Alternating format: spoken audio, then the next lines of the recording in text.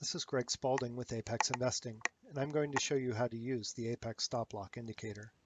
The Stop Lock Indicator is a tool to help with the psychological issue of moving your stop back behind where it should be due to things like the fear of loss.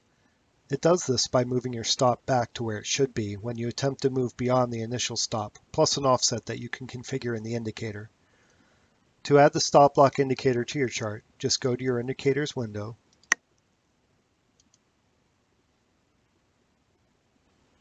scroll down until you find the Apex Stop Lock Indicator, and double-click it to add it. There are two settings for this indicator: tick offset and lock to initial price. The tick offset setting defines how far behind the initial stop placement of your ATM you can move your stop. This is to take into account situations where you may have a level like a mini magnet or a wall that you would like to place your stop behind. The lock to initial price setting determines where the stop will be placed when you move it too far. When checked, it sets your stop to the initial placement used by your ATM. When unchecked, it will place it as far back as it can, given your offset.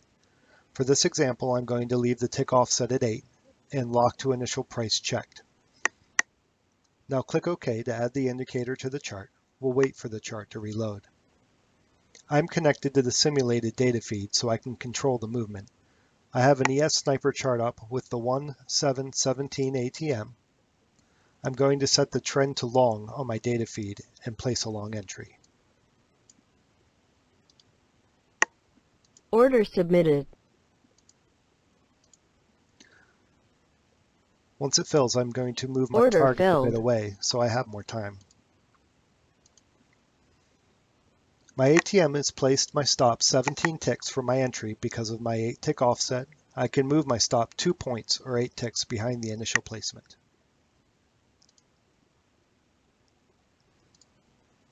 If I try to go 1 tick beyond that, the stop lock indicator will move my stop back where the ATM initially placed it.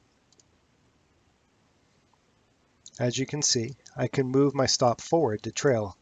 I just can't move it too far back.